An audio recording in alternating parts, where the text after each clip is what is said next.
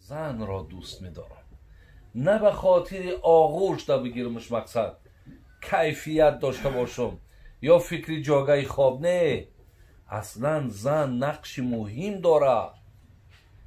اگر بگیری همه پیامبرها از دامن زنها بیرون شدند. من همین سخنایی را که من میگم، اینه من از یگان میگم امام بخاری گفت، امام بخاری آورد، امام مسلم آورد. اونها را کی به دنیا آورد؟ مادرها آوردن. نقش مادر در این جامعه و در دنیا اصلا در جای مد اول میسه. برای همین اینها باید احترام داشته باشند، اینها باید قدر داشته باشند. اینها را برادرها شما بی‌نصیبی بد نکنی. شما زنک خانه درآمدی هیچی گپ نداره که در مردم ما همین یک گل بردن حاضر، یک گل بردن ممکن که میدونی حاضر من اگر یک گل برم ایزا کشیده میبرم، یا زن ما در 50 و 60 رفتگی ولی یک دوخی را دستی ما دگی نیست که هم دوخی را میگیره خودش میزنه با هم پیشک مردک میاد، یک دوخیش نمیبره که سنت پیامبر نازنین مونه که ما در خانه بدراماز میدونی که همین باور که ما که باورم نمیاد که شما خانه بدروین هم یکی زنه کردی بگوی السلام علیکم، زن تا هیچ وقت سلام نمیدی.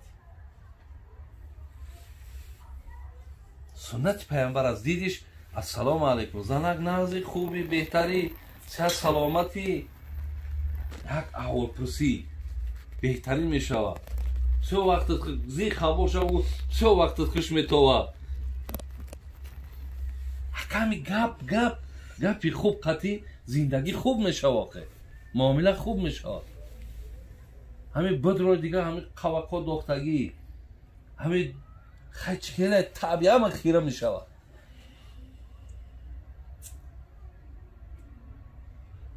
یک فقط برای بچه ها که بودیم برای شما گفتم. انشالله وقتی شام کشیده اگرنه یک با پیوستش میکنم دخترکا و زنکا دم گپ بسیاره که انشالله بسیار شنیدن، لیکن با میگم با بشنون. برای همین دادرای عزیز اما عزیزان میگه یا نکته بس است اگر شعور است ورنه چو چراغ پیش کور است. خدا خواه اگر یک اشاره که پیامبر برای ای پشتی و دفاع نه بگیم قوری تو کندگی دیگه، جانی تو در عذاب و در خطر که بگن جبیو پیامبر ای پشتی تو شکایت داره که تو زن در دنیا ظلم کردی. پیامبر دروغ میگه. دادر عزیز بسیار احتیاط کنید، زندگی خوب کنید، زندگی نحس کنید، او را حرمت کردی ایت دخترکا و بچکای میشوه که پگه او هم زنداری و شوهرداری را همین خیلی شروع میکنه که تا دیگر در فکر همون زندگی همون نیستی. وقتی نکردی و خودت هم تا خرخشک از زندگی کردی همین خیلی با مشکلات ها را فرزندات بعد اذیت چه میکشی. الله حفظتون کنه برادر عزیز. حضرت داملین یک دعا که شما شید. اللهم یا محول حولنا الى احسن یا رب العالمین. خدا نگهبان تو باشه. برکت گوش کن ای دوست من با طرب، شرح از احوال زنان عرب. در عرب پیش از ظهور مصطفی بر زنان می شد بس ظلم و جفا. بود پیش از حضرت خاتم المآب در عرب جان زنان اندر عذاب. جان زن در معرض آفات بود بلکه زن در حکم حیوانات بود. دختر می شد از بهر کسی زین مصیبت می زد اندر سر بسی. تا 40 روز آن عرب در اندرون از خجالت سر نمی آورد برون.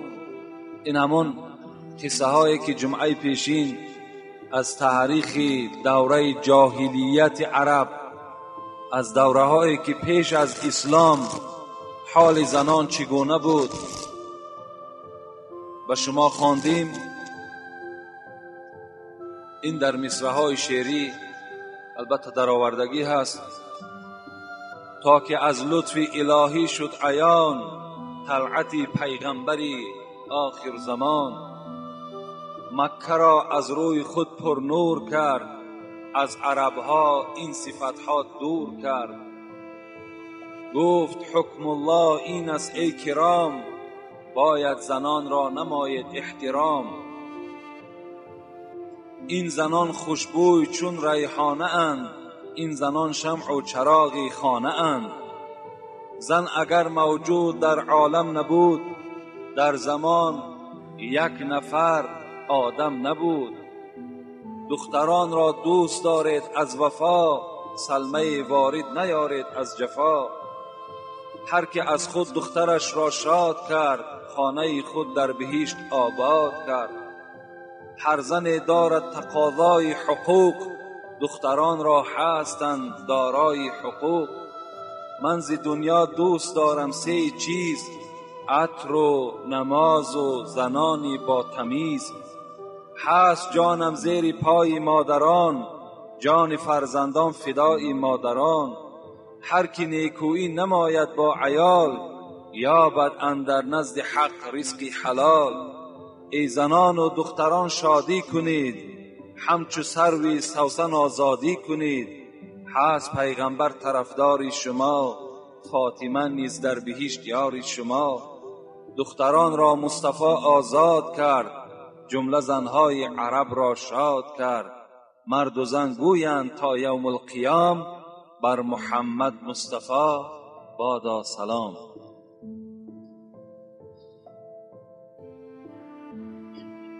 یعنی چگونه ای که از مضمون این شعرها بیان می شود این که زنها تا دوره پیغمبر خدا البته در جفا بودند، در ظلم بودند، در عذاب بودند. از روزی که پیغمبر خدا مبعوث به پیغمبری شد، این زنها از این جفا و از این آزارها البته خلاص یافتند و حکم خدا نزد پیغمبر آمد که باید که زنها در حیات چگونه باشند. و الحمدلله که امروز چگونه ای که ما و شما آگاه شدیم چه حالت خوب زنان مسلمان را فرا گرفت. یعنی چه حقوقهای زیاد این زنها در دوره اسلام پیدا کردند. باید که تمام زنها شکرانه اسلام را کنند، شکرانه پیغمبر خدا را کنند، شکرانه قرآن را کنند که این گونه حقوقها را خداوند بر آنها روان کرد. پیغمبر خدا میگوید حبب الی من دنیاکم النساء والطیب و قرة عین فی الصلاة. پیغمبر خدا میفرماید ای امت اسلام، من از دنیای شما سه چیز را دوست می‌دارم. این حدیث صحیح پیغمبر است. این پیغمبر از دنیای شما میگوید. این پیغمبر از این دنیا خود بیزار بودند، حتی دعا میکردند اللهم لا عیش الا عیش الاخره. خدایا این حیات دنیا، این عیش دنیا عیش نیست، این عیش دنیا لذت ندارد. خدایا برای من عیش آخرت را نصیب بگردان. میگفت از دنیای شما. امروز امتهای پیغمبر خدا چنگ به همین حیات زدن، چنگ به همین دنیای زدن، شیفته چنین دنیای شدن که پیغمبر از این دنیا بیزاری میکرد. امروز همین دنیا سبب شد برادران ما و شما در دکان بسته نمیتوانند تا که آمده نماز جمعه را ادا کنند. امروز همین حیات دنیا امت اسلام را به خود چنان جذب کرد، چنان با خود کشید که حتی که نماز نمیخواند. هیچ امرهای پروردگار را به جا نمی آورد. حالا که خدا در قرآن میگوید و ما الحیات الدنیا الا متاع الغرور، خدا خبر میدهد، سوره حدید است. ای بندگان من، ای فرزند انسان، حیات چیست؟ دنیا چیست؟ دنیا این است که به منزله یک متاعی که شما را مغرور می سازد. نه لایق بر غرور است و نه ارز اعتمادی ها. حضرت مولوی میگوید همین دنیا میگوید نه لایق بر غرور است و نه ارز اعتمادی ها. نمی ارزد به این حرفی که کس گوید به من داده است. حتی همین حرفی را که خدا مرا داده است، حتی همین دنیا به همین حرف هم نمی ارزد. میگه و ما هذه الحیات الدنیا الا اللهو واللعب و ان الدار الاخره لهی الحیوان لو كانوا یعلمون. خداوند در دیگر سوره قرآن میگوید حیات دنیا این به منزله یک سرگرم کردن شما و به منزله یک بازیچه هست که طفل وی را بازی میکند. مگر حیاتی که عیش دارد، لذت دارد، دائمی است، این حیات آخرت است. بازیچه است، طفل فریب، این متاع دهر. بازیچه است، طفل فریب، این متاع دهر. به عقل مردمان که بر آن مبتلا شوند. رسول اکرم گفتن از همین حیات شما من 3 چیز را دوست می دارم.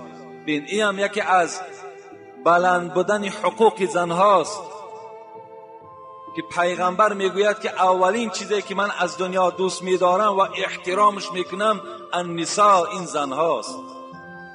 زنها را دوست می دارم، زنها را احترام میکنم، زنها را نوازش میکنم. در زمانه های پیش از پیغمبر زن دوست نمی داشت، مرد زن را دوست نمی داشت، زیرا وی به حیث شخصیت شناخته نمی شد. وی در حکم حیوان بود. و دوم چیزی که از دنیا من دوست می دارم، گفت پیغمبر، و طیب، این خوشبویی است. دوست می دارم که بدن امت من بوی خوش کند، بوی عطر کند. اینم پیغمبر گفتن دوست می دارم. و سوم چیزی که من دوست می دارم، پیغمبر گفتن این نماز است. دوست می دارم که دائم با نماز باشم. هر مهماتی که پیش من آید جای نماز را پرتایم و از خدای خود آن مهمات را حل نمایم.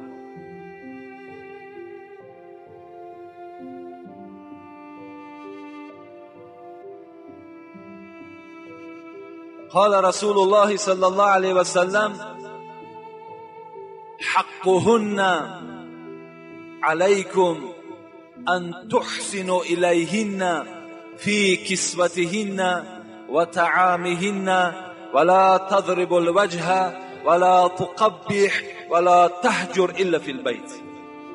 پیغمبر خدا فرمودند من بر شما ای مردهای امت حقهای را که زنها بالای شما دارند خبر میدهم. زنها بالای شما 5 حق دارند.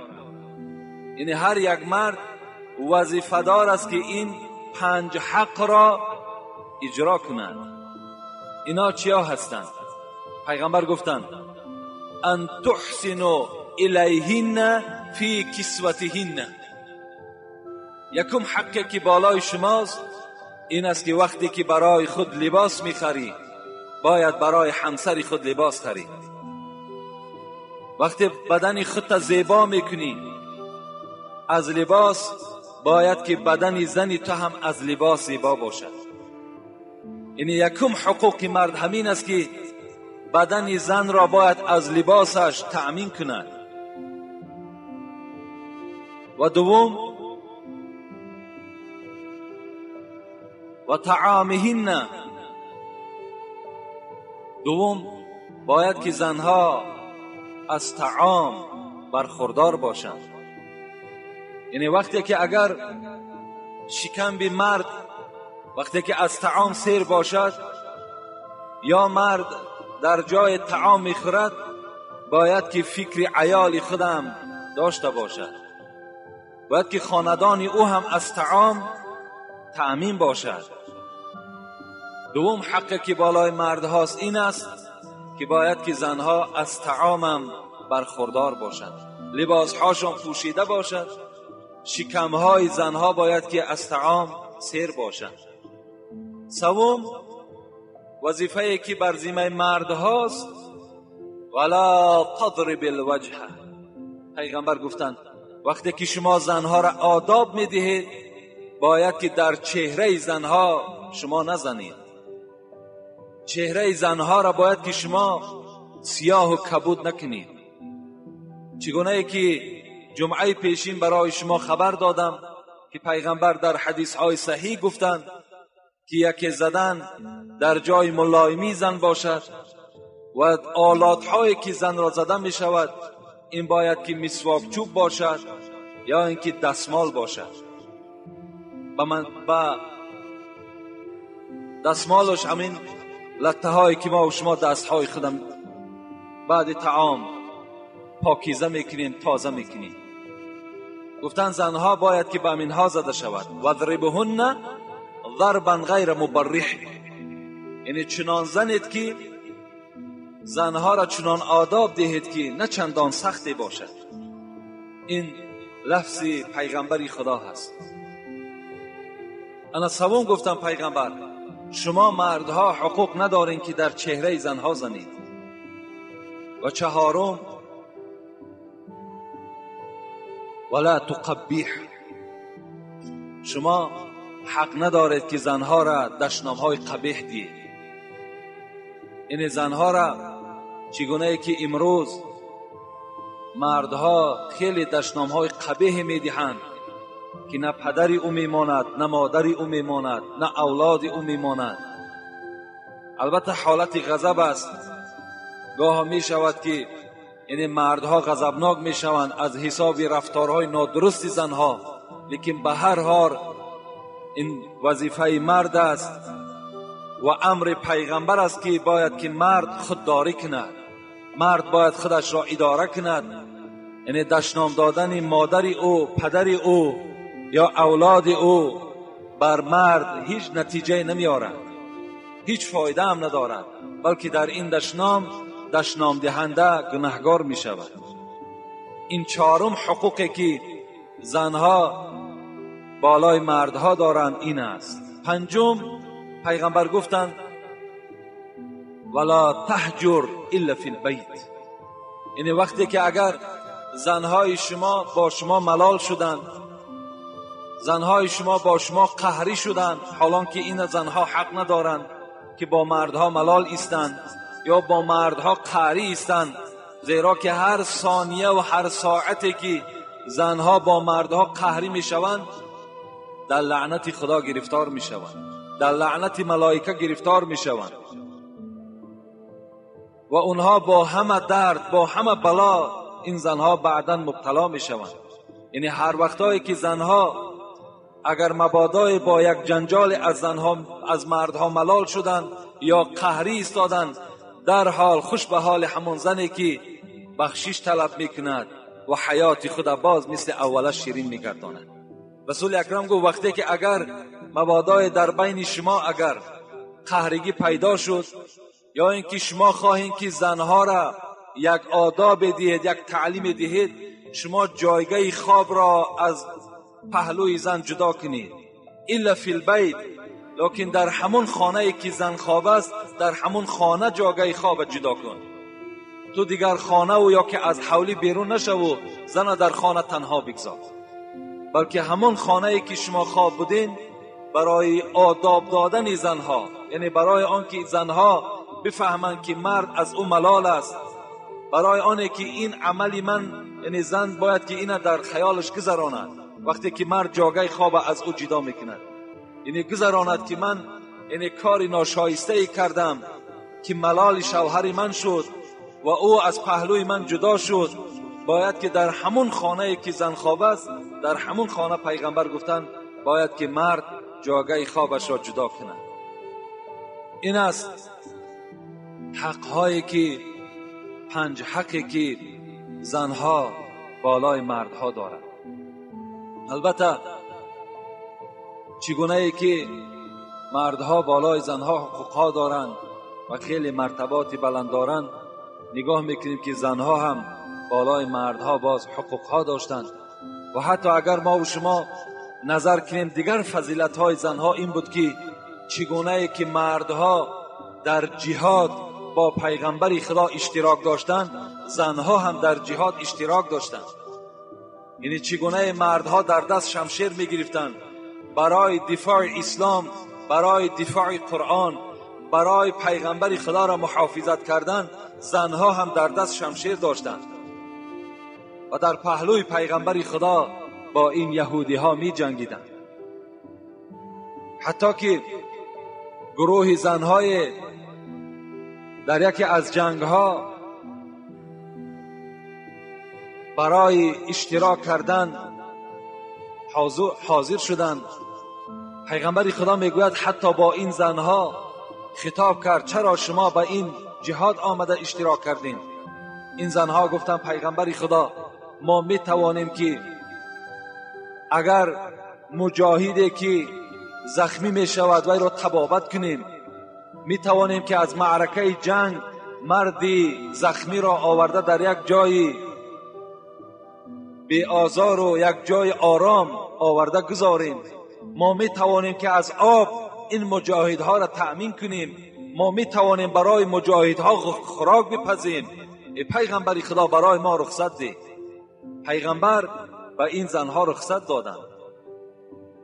حتی حضرت انس میگوید در جنگ احد که مسلمان ها در این جنگ شکست خوردگی هستند، برای سخن پیغمبر خدا را که مجاهدها شکستند و آن جانبی را که پیغمبر خدا گو حمایه کنین که از این طرف خوف است، شاید از این جانب اینها هجوم کنند، سخن پیغمبر خدا را وقتی شکستند، یهودی ها از همون جانب به مسلمان ها هجوم کردند و در همین جنگ احد مسلمان ها شکست خوردگی هستند که 70 صحابه پیغمبر با سرداری حضرت امیر حمزه در اینجا به هلاکت رسیدگی هستند. حضرت انس میگوید من با چشم خود دیدم که در همین جنگ احد حضرت عایشه دختر ابوبکر صدیق زن پیغمبر خدا با همراهی ام سلیم در میان خود مشکهای آب میبستند و آورده در دست مجاهدان میدادند و آنها به حلق خود میریختند. یعنی این گونه یاردم ها زنهای مسلمان در دوره های پیغمبر خدا میکردند. رسول اکرم میگوید که من در جنگ احد وقتی به طرف راست نگاه میکردم یا به طرف چپ نگاه میکردم، ام عماره را میدیدم که در دست خود شمشیر داشت. این زن بود. ام سعد میگوید من در شانه همین ام عماره یک زخم چقوری را دیدم و از او پرسیدم این زخم از کجا پیدا شد؟ گفت در جنگ احد وقتی اطراف پیغمبر خدا خالی ماند و ابن قیمه که خدا او را خار و ذلیل کند خواست هجوم به پیغمبر کند، من با همراهی حضرت مصعب ابن عمیر هجوم بالای ابن قیمه کردیم و از بس که وی 2 زیره داشت و شمشیری ما با او کار نمی کرد و یک شمشیری در شانه من زد و این زخم چقور از ضرب شمشیر همون بدبخت است. و رسول اکرم پیوسته ام عماره را تعریف میکردند. بار میگوید در دوره های خلافت حضرت عمر یک چادر کلانه که خیلی قیمت کلان داشت و یا روی مال کلان بود وقتی آوردن و به حضرت عمر گفتند این را برای کیلون خود ببر، یعنی به زن حضرت عبدالله. حضرت عمر گفتند من یک زن را میدانم که پیغمبر خدا دائم و تعریف میکرد، توصیف میکرد، این ام عماره هست، این روی مال گو حقی او هست. یعنی برده به همین ام عماره رویمال را تسلیم کردند. این از روی این حکایه ها هم معلوم شد که زنها هم در دوره های پیغمبر خدا در جهادها اشتراک میکردند. این هم فضیلتی زنهای دوره پیغمبر و این بلند مرتبگی زنهای حاضره ما و شما مسلمان ها را نشان میدهد. حتی رسول اکرم میگوید اللهم انی احرج حق ضعیفین الیتیم والمرأه. خدای مهربان من گناهگار میشمارم، گفت من گناهگار میشمارم شخصانی را که حق دو ضعیف را پایمال میکنند، یکی حق یتیم را، دوم حق زنها را. کسی اگر حق زنها را یا حق یتیم ها را اگر پایمال کند، پیغمبر خدا گفتند اللهم انی احرج، من گناهگار میشمارم او را. و دیگر مسئله که در دوره های جاهلیت یعنی پایمال کردن حقوق زنها بود، این طلاق بود. طلاق در دوره های جاهلیت اهمیتش این بود که وقتی که اگر یک کار عادی ترینی که زن انجام میداد، یعنی اگر در او شوهر ناراضی میشد، نا گفته مرد که یعنی لفظ طلاق استفاده نکرده، خود زن طلاق میشد. این دیگر طلاق در دست مرد نبود. وقتی همین زن عادی ترین جنایتی را که اگر انجام میداد یا عادی ترین عملی که وی باعث طلاق دادن نبود، وی خود طلاق میشد. لیکن در زمانهایی که پیغمبر خدا آمد و خداوند این حکم طلاق که در دست مرد داد، باید که مردها یعنی مثل دوره جاهلیت طلاق را استفاده نکنند. یعنی افسوس که امروز چقدر سوالهای زیاد نزد ما هست و چقدر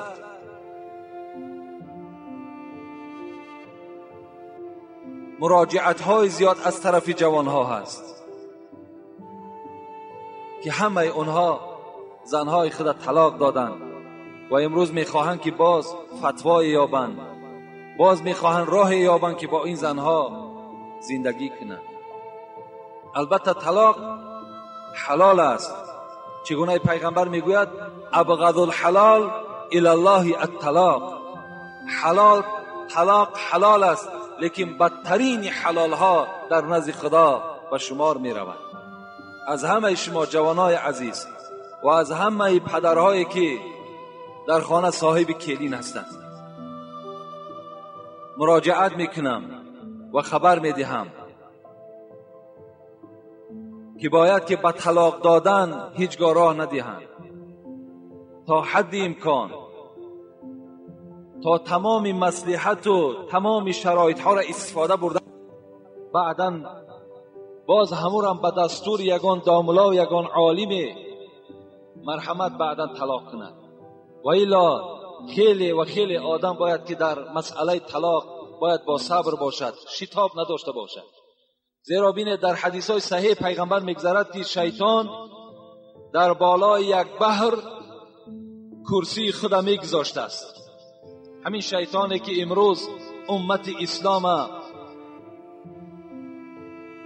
از راه حق بیرون کردگی هست، میگوید بالای بحر کرسی خود میگذاشته است و فرزندهای او در تمام دنیا پریشان هستند و هر کدام او می آمد از خبر می داده است. ای سردار، امروز من یک مرد مسلمان را وسواس کردم و او به زنا مبتلا شد. این سردار چی می گفته است؟ می گفته است نه آنقدر کاری بزرگی را انجام دادی.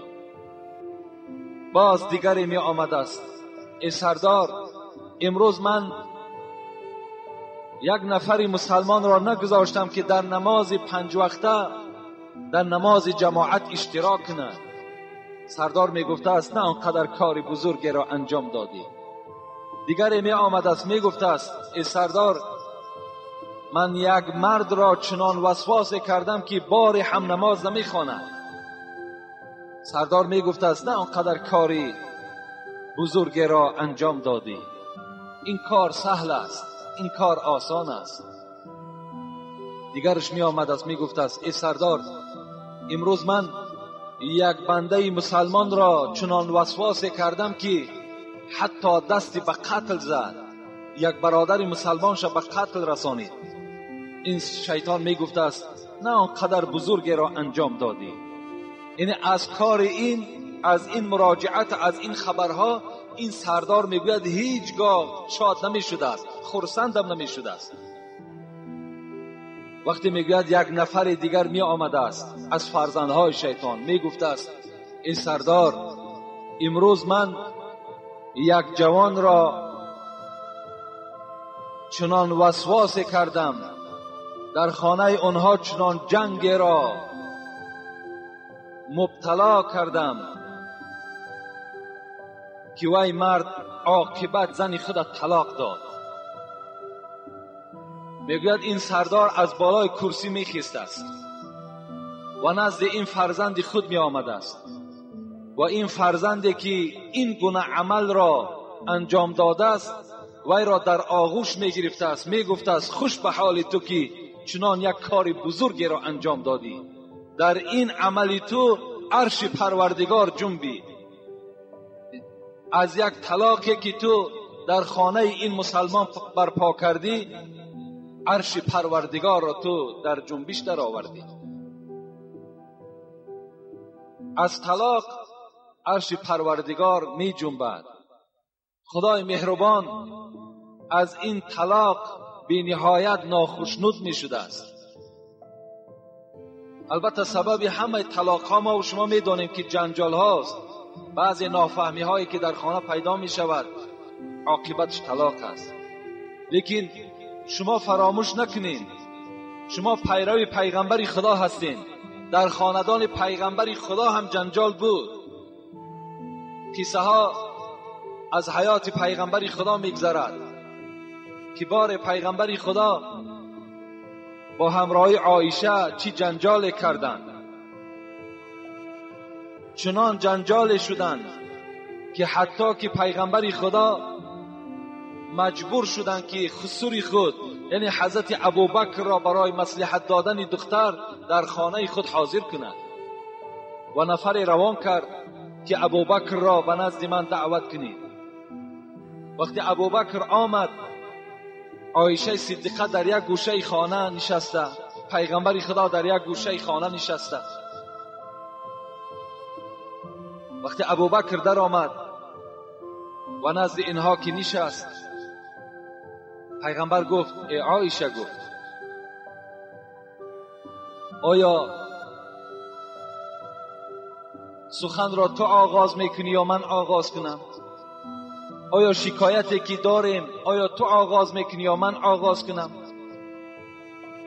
میگد عایشه چنان غضبناک بود، گفت بل تکلم انت ولا تقل الا حقا. ای محمد، گفت تو آغاز کن، لیکن وقتی که صحبت میکنی، وقتی که سخن میگویی، گپی راست بگو. پیغمبر خدا آیا گپی ناحق میگفتن؟ سخن پیغمبر خدا همش چی در حالت حزل، چی در حالت غضب، در همه حالت پیغمبر خدا سخن حق میگفتن.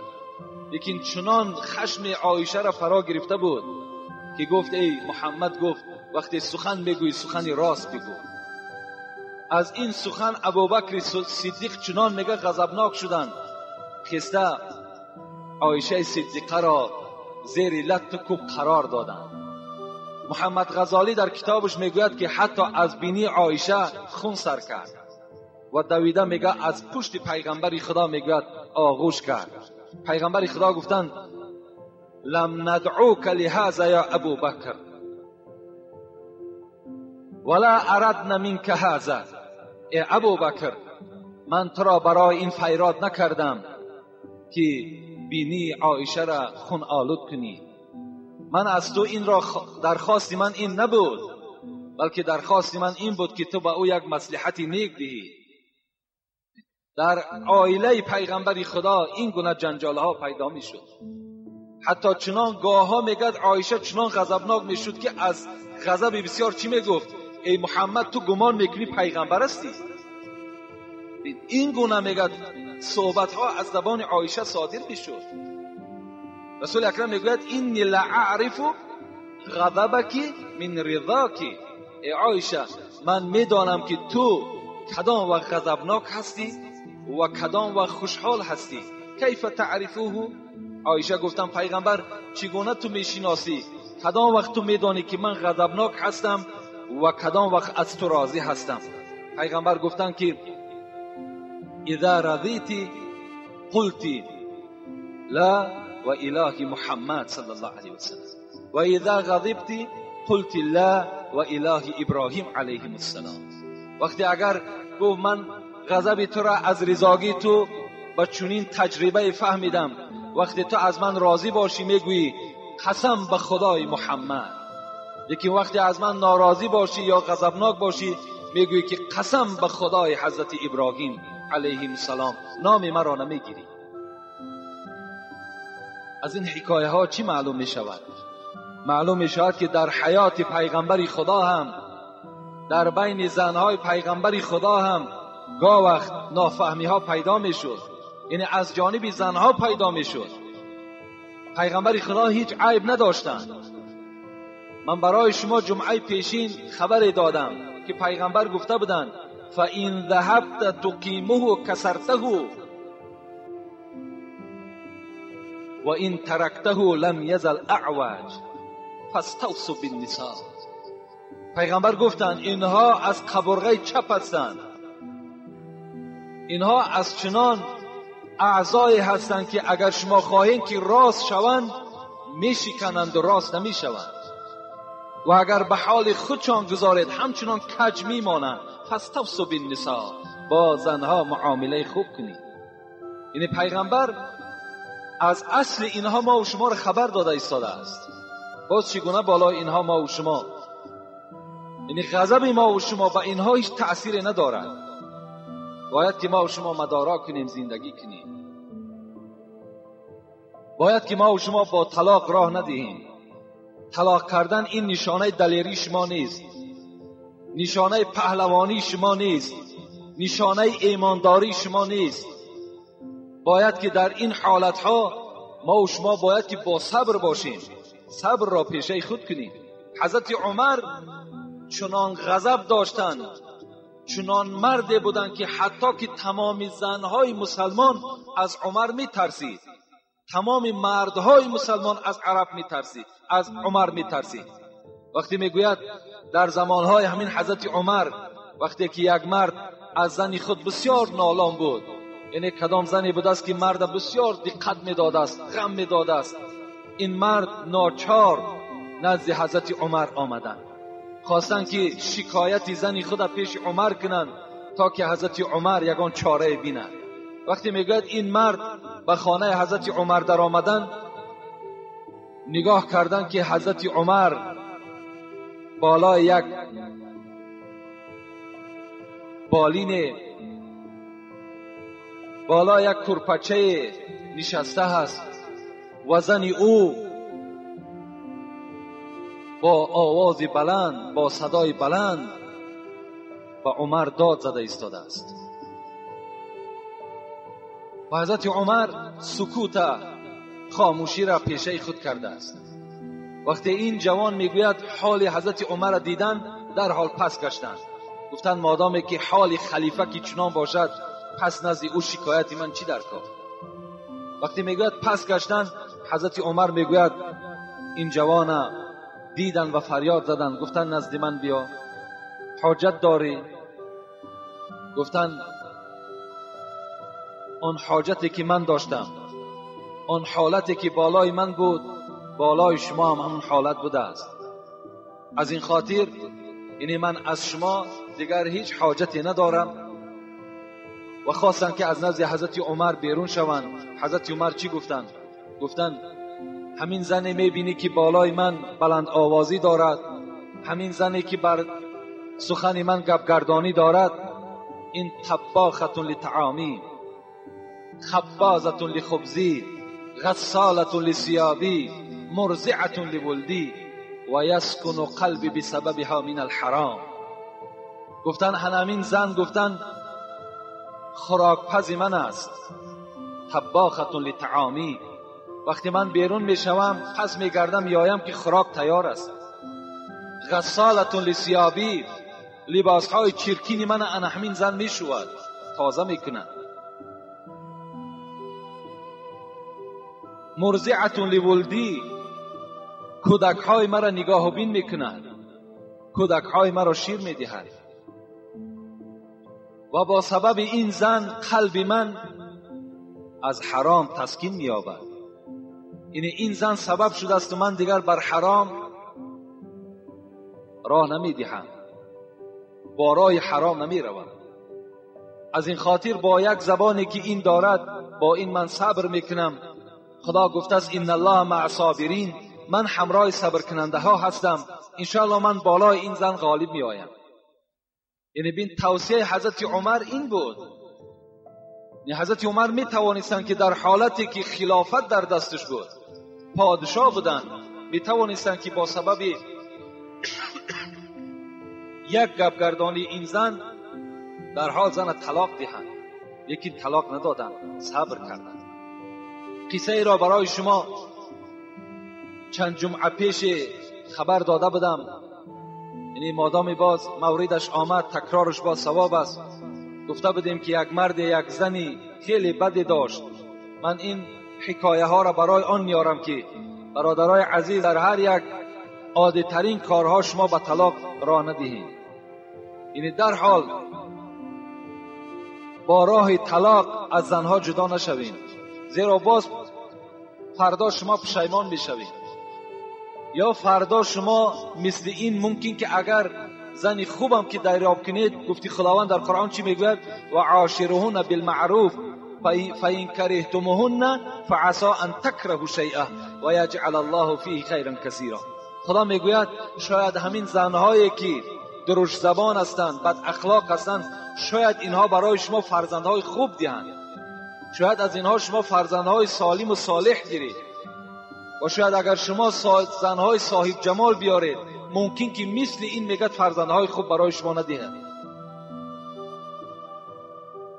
مردی بود میگد یک زنی خیلی بد کردار داشت و بسیار عذاب میکشید. رفیقهای او از حالت این رفیقشان درکدار شدند و یک جای مصلحت کردند که بر او مصلحت میدهیم تا که این زن را طلاق دهد، زیرا حالش خیلی خراب شده است، چهرهش زرد شده است. نزد این رفیقشان آمدند و گفتند، ای رفیق، گفتند ما درکدار شدیم که تو زنی ناخوب داشتی، ناخوب داری و تو را پیوسته دقت میدهد، عذاب میدهد. چی خوب میشود که از این عذاب با راه طلاق از او خلاص شوی. این مرد چی گفت؟ این مرد مادامی که ایمان کامل داشت و مسلمان بود، گفت این فکر شما هم در خیال من بود، لیکن مرا دو کار نگذاشت که این زن را من طلاق دهم. اول حدیث پیغمبر خدا را خواند. کدام مردی که پیغمبر خدا گفتند صبر علی سوء خلق زوجته اعطاه الله من الاجر مثل ما اعطی ایوب علی بلائه. پیغمبر خدا گفتند کدام مردی که اگر بر آزار زنش صبر کننده است، خداوند بر او اجر حضرت ایوب را چگونه که در بیماری کشیده بود، در بلا کشیده بود، خداوند بر این مرد نصیب می‌گرداند. حضرت ایوب 8 سال، با بعض روایت 18 سال با پشت در بالای ریگ خواب کردند، بیماری کشیدند. انا همون اجر را پیغمبر خدا گفت بر مرد خدا نصیب میکند که بر فعل بدی زنش صبر کننده است. این مرد گفت من این حدیث پیغمبر خدا را وقتی که خواندم نخواستم که این زن را طلاق دهم، خواستم که با سبب صبری که من دارم خداوند اون عجز حضرت ایوب را در نامه اعمال من کتابت کند. و دوم سببی که مرا نگذاشت که این زن را طلاق دهم، اگر چی زنی بدفعل است، اگر چی زنی بد اخلاق است، بد گفتار است، این است که وقتی این را من طلاق دهم، فردا یک مسلمان دیگر این را در نکاح درآورد و وی مسلمان هم در عذاب گرفتار شود. یعنی اینم یک غمخواری یک برادر مسلمان را نشان میدهد. یعنی وقتی که ما و شما همون زن طلاق میدهیم، باید که در خیال خود گذرانیم که این به خانه پدر می رود، به خانه مادر می رود، این در نزد برادر مادر و پدر دیگر قدر ندارد. امروز از حیاتی که در خاندان ما و شماست خودتان خلاصه کنید. وقتی که با 3 فرزند و 4 فرزند و یا شوهر وقتی طلاق می دهد، وای در کجا دیگر سرپناه می یابد؟ در کجا وای قدر قیمت می یابد؟ فرزندهای او همه بی تربیه می شود. دیگر این مادر مجبور می شود که راه زنا را پیش گیرد و برای فرزندها یگان قوت، یگان نان، یگان آب پیدا کند. یعنی چی یک مصیبت در خاندان اون زن پیدا می شود. امروز یک خیلی همین عقیده نادرستی در خاندانهای مردها یا در عقیده مردها پیدا شده است که اگر مرد زن را طلاق دهد، یعنی بچه‌دار هیچ وقت هم دقت ندارد، باز زن دیگر می آورد، زن دیگر می گیرد.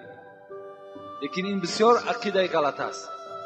چگونه ای که همان زن در خانه خود بی قدر است یا چی قدر رنج عذاب می کشد، این مرد تصور کند که در هر یک رنج عذاب اون زن این مرد گناهکار است و در نزد خدا عاصی است. باید که هیچگاه شما با طلاق خود را از زنهای خود جدا نگردانید. یعنی وقتی که در خاندان شما اگر جنگ می شود، جنجال می شود، می توانید که شما با یک آدمهای خیرتمند و آدمهای با عقل مراجعت کنید تا که راههای خوبش را برای شما پیدا کنند، تا که شما در نزد خداوند گناهکار نشوید. این است در باب حقوقهای زن بالای شوهرها. خدا خواسته باشد انشاءالله باز جمعه های آینده که سوالهای خیلی زیاد نزد ما هست جواب میگردانیم و بعدنش انشاءالله از حقوق شوهرها بالای زنها که یعنی شوهرها چی حقوق دارند باز به سمع شما میرسانیم. در اینجا یک چند سوالهای هست تا که اونها را جواب میگردانیم، انشاءالله بعداً دعا میکنیم.